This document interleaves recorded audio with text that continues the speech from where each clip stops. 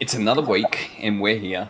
And today we have Karim Anwar. I've known Karim Anwar for such a long time. If I had to try and count, it's like I have to count with my fingers and my toes for how long I've known Karim. I've known Karim for such a long time, and through many years of friendship, as well as him joining our network recently. So he's now one of the founders, and yeah, I'm just trying to fathom all the things that you currently do. You're a secretary of the Air Force Association of New South Wales, and I'm still trying to grasp the idea of what it actually means, as well as you've got this. You're a member of the Naval Graves Project. Like, what's this all about? I know Andrew has has been there over the weekend. I didn't get a chance this weekend, but I'm sure there's going to be plenty more to come.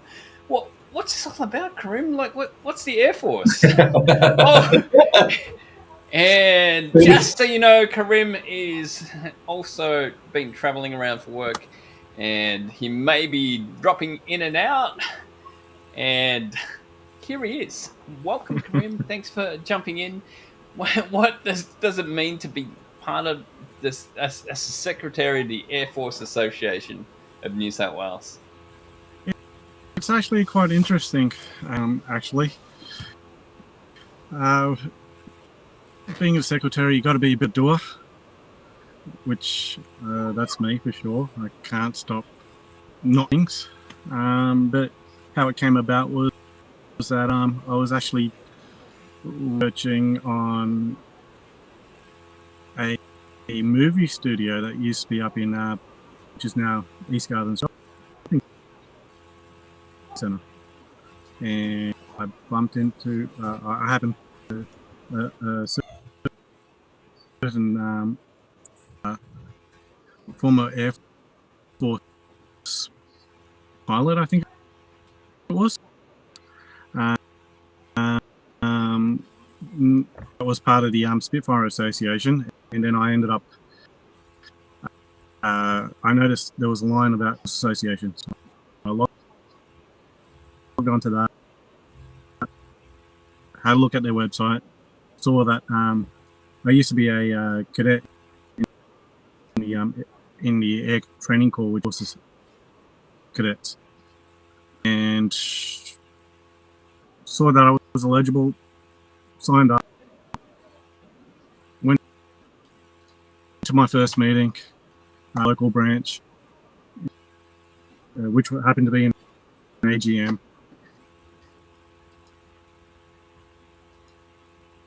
And they were putting out campaigns, and I said, yeah, okay, I'll put my hand up, see what. To be honest with you, they really was just attend meetings, and I felt like give, and I decided to put my hand up for the.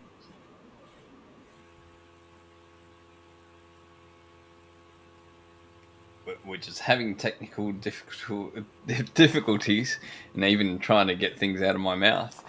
I can see that his internet connection is dropping in and out, so please bear with us as he comes in and out. But I will pass it on to Andrew here, because he's been part of the Naval Graves Project.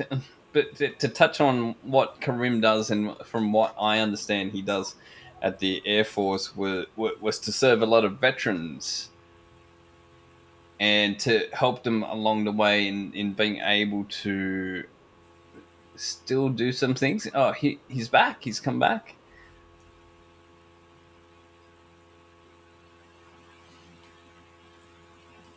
He's back. I think he's back. We're having this moment again. He's excited to be back. He's excited to be back. We're excited to have you here. So the Naval Graves Project. I think he's coming in and out. We'll try. We can try one more time if you can hear us, Karim. Just smile and nod, Karim. That's it. Let's keep that. See if I can keep that Freeze frame. They're just freeze frame that. We'll keep that.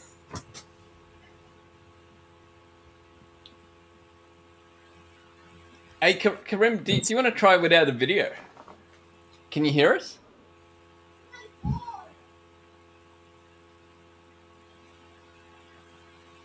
Here we go. Does that work? How's that? Maybe it's just a lot of bandwidth.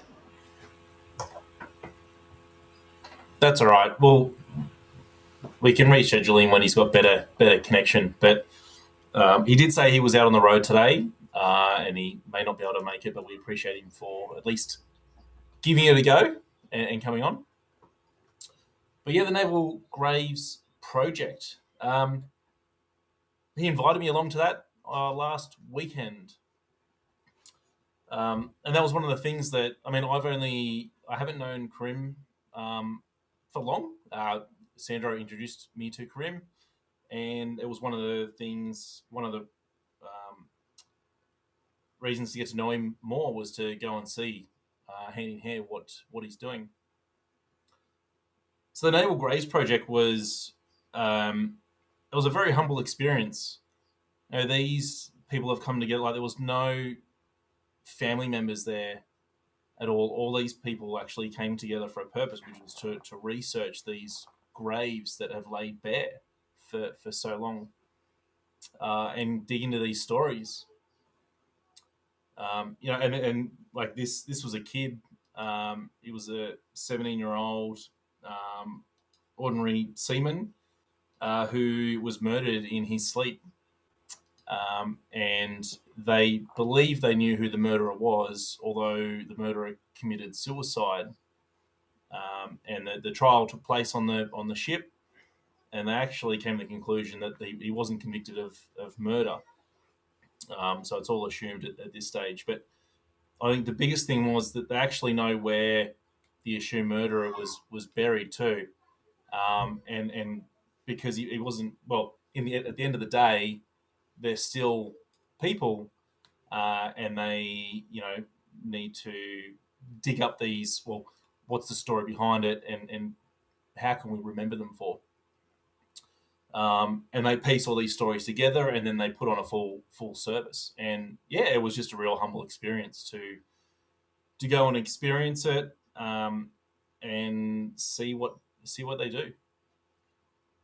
Yeah, from what I gather, what's happened is there was plenty of mysteries shrouding the death of that seaman, and they're trying to figure out where and how they came about and how they got to Australia and so forth. And he seems to be really young seaman, and by that I mean I think he was even in his teens, so not even at the age of actual service. That when a lot of the men wanted to have that adventure back in those days where they thought, oh, if I could just leave and just do something that's different and set off on an adventure. And from what I gather, he was really eager to see a lot of the world. And if you can sense a lot of the people that did travel or wanted to be part of service in army, naval, anything in the past was to see the world, and that was the chance to see the world back then. That was the easiest way. And the sad fact about the whole thing is that he did get murdered, and there was a lot of shrouded mysteries around it that I'm not even sure what part of it I can mention. And it's not even like that I know the full story, right? That Karim had, you can go out to the cemetery and he can tell you they know a lot of the stories about how that person's been laid to rest there. One thing that resonated with me was that the buried beneath our earth is like in Australia, on our land, is we've got people from Belgium, New Zealand, Russia, a whole bunch of countries that at the end of the day we're all one. We end up in the ground. Um, yeah, so it was just it'd be great to have Karim on because some of the stories he can tell you, it was just. And as I was out there, I had my great grandmother was buried out there, so it was actually quite nice. So I went visited the grave, and to see that, and then there was a registry as well on the Rookwood Cemetery where you can actually go and find all these graves. And I actually found there was another 3/3 on the register. And I tried to find locations of them. Some of them said it's 1900. I couldn't find. It was probably just a bare grave there. I couldn't find them. Another one was a bit more recent, but you could just walk for ages. I was just trying to find them, but then it was I don't know. It's funny. You don't go to a cemetery that often, and you're not always going to it for. I mean, it's to pay respect, but obviously you'd love that person to still be here. So, but they put on it was just a really nice service that they put on to commemorate and remember this seaman. And there's a whole bunch. There's over 3,000 registered graves that just have no headstone and no nothing. Men and women. Buried across Australia. So did they have names in origin or where they're born? They've got a register of that, and that's one of the things that they're doing is to research, record, and remember.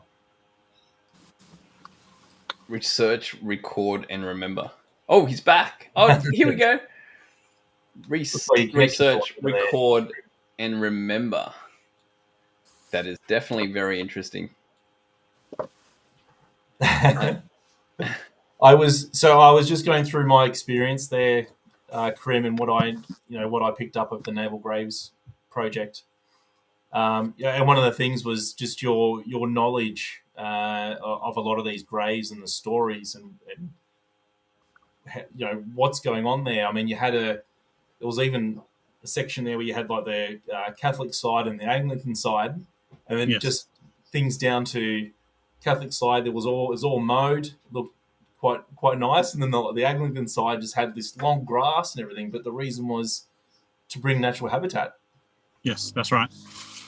There's a rare species of our plant at Rookwood Cemetery, and there's areas which are heritage listed, so they can't touch those areas. They've got to keep it all natural.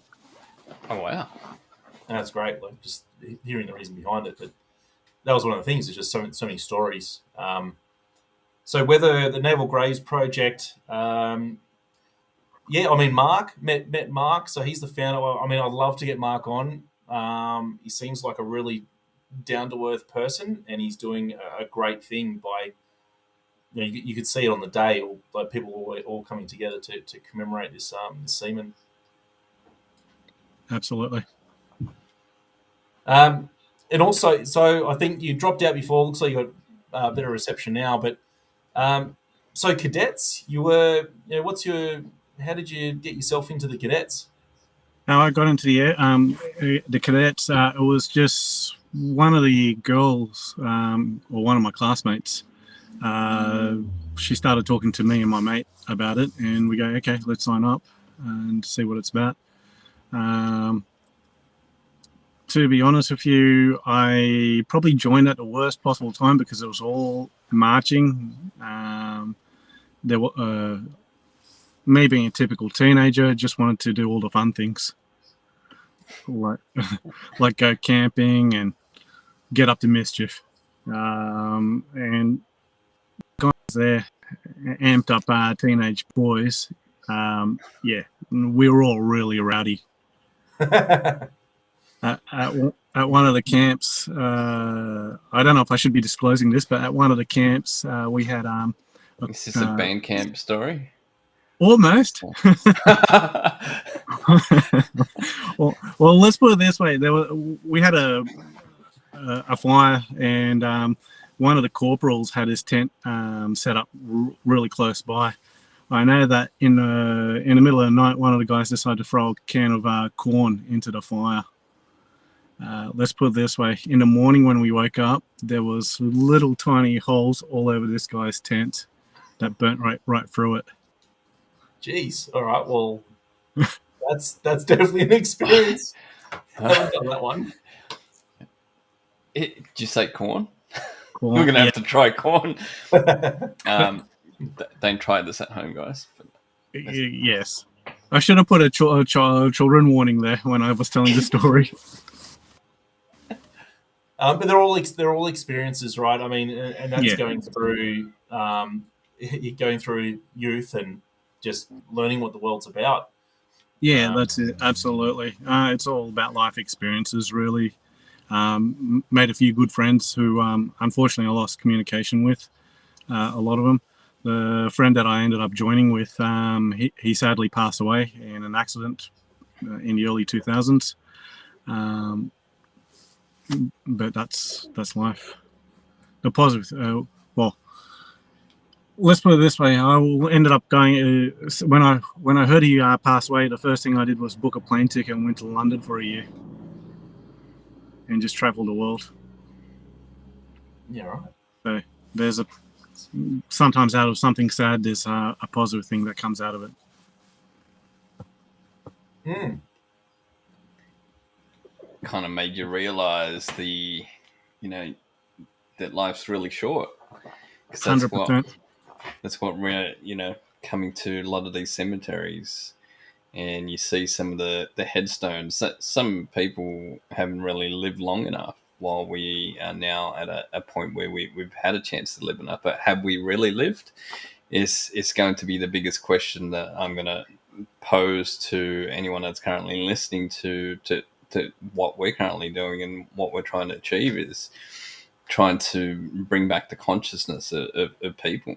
And I think when you said that, Andrew mentioned that it's very humbling. It is very humbling, because we don't talk about death enough in society, because we tend to be doing this once in a while, and once something does happen, it's the only time we think about it, when we should be thinking about it.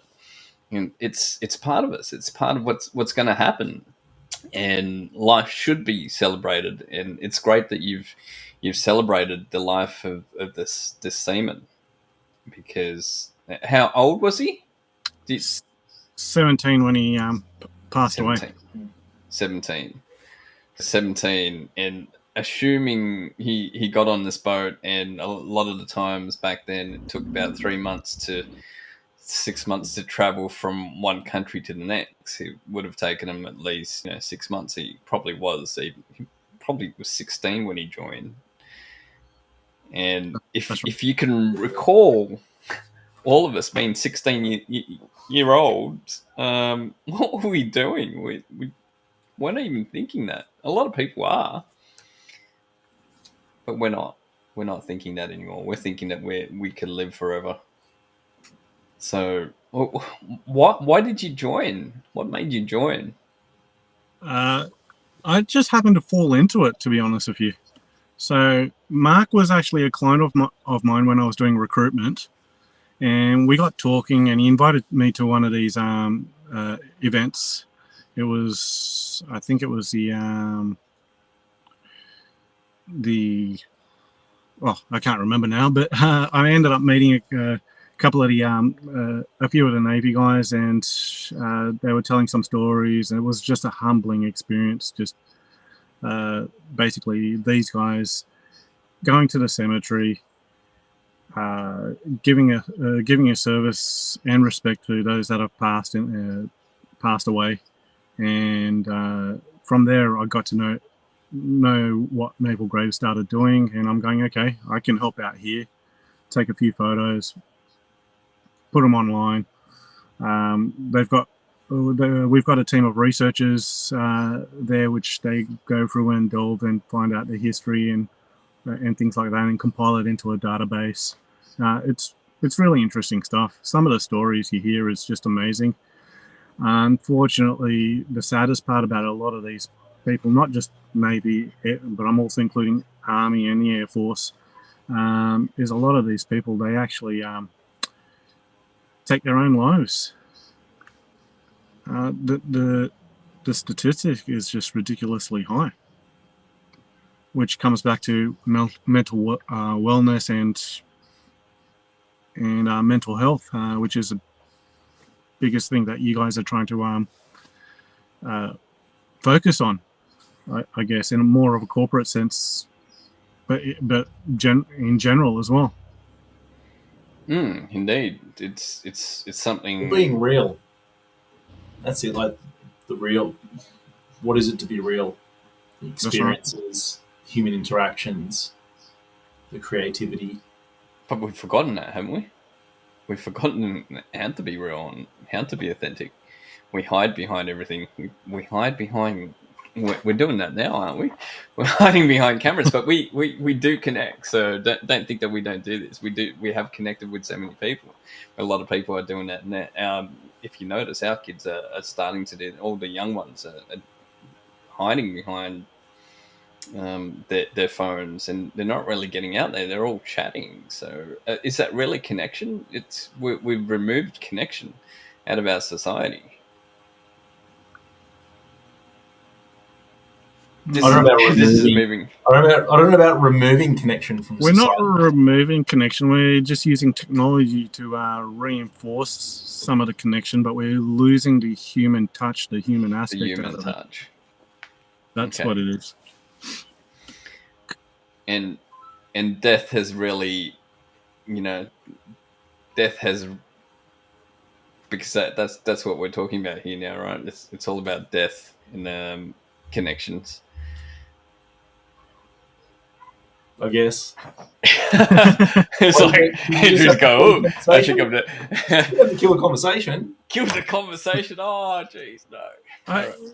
It's a tricky one. It's a tricky one, to be honest with you, because a lot of people find death morbid, or going to cemeteries a bit on a morbid side. But it's not. We're not talking about the physical aspect. We're also talking about the spiritual aspect, the memories, the heritage, the history. Everyone's got a story to tell, whether you're living and breathing in flesh or you're 6 foot under. Everyone's got a story. And there's a lot of unclaimed graves, right? So from some of my recent conversations, there's a lot of places around the world now that if you die and no one claims you, you get cremated and being shipped across. Your ashes are put across to sea. So it's do you know if that still happens today, or are people still unclaimed or being buried with the naval projects? Are we still seeing that? To be honest with you, I wouldn't have a clue. Yep. I'm not too sure about that. I know that a lot of the Navy guys would rather be cremated and their ashes are spread in the sea. But that comes down to personal preferences. I don't think the religious side comes into play. That's solely that they want to be with their friends, or their memories are in the good memories are in the ocean. So that's probably the way they want to be sent off. Okay, that's interesting. Well, we didn't know where this conversation was going to go, but I hope you never know when it comes to me. No, but it's great. This is what it's about, being real and authentic, and that's what we're looking to bring. So we appreciate you for coming on and sharing your knowledge and jumping back in. I mean, there's so much jumping more. In and out, yes.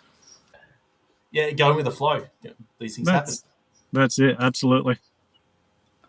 But I don't know, Sandra, have you got anything else to add? I think we're probably good to wrap it up. I can always add things, but I'm not gonna. I thought we might go way off track if I keep talking. How to watch. So that's why he has to always watch me.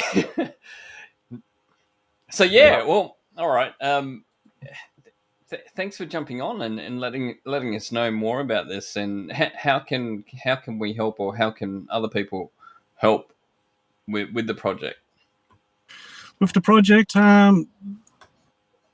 pretty much join the group and be active. That's what I can pretty much say. And attend the events and get a proper understanding. Listen to the stories. These guys have got a vast amount of knowledge and experiences that they share, and it's actually I've always enjoyed listening to stories from people.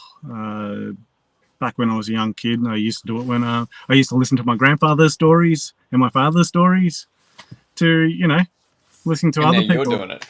Yeah, that's it. Now I'm telling stories. Or even on just to end it, but there was even on the day, Mark, the founder of Naval Gray's project, was actually being talked about. Like, they actually referenced the work that he's been doing, and you could see the feeling, right? You could see the words hit him. But it was a good emotional hit, but it really sort of brought you back down to the ground, that what you're doing is very special, and people paying tribute to that. So Yeah. If you ever get Mark onto State of Mind, you'll see the raw passion that comes out of him when he talks about this project. Mark, if you're listening, jump on. But anyway, all right. Thanks, All right. Karim, for Thanks, Karim. for your time today. Yeah, thank you for putting up with my technical difficulties as well. That's all good. All We're good. just gonna put a link into the chats with our shipbox rally. I'm just gonna mention that, and because Andrew and I will be doing the shipbox rally, I thought I'd throw that in. If anyone can have a look, and if anyone would like to sponsor or do anything else, or even give a little bit, or even share the link, that would be great. For anything else, thanks for jumping in, and thanks, Karim. Thanks for another week, and we'll see you again next week. And Thanks, don't Karim. forget to stay on, because we forget to keep mentioning that. But thanks again. See you all. Anything else? That's all See right. you all. Bye.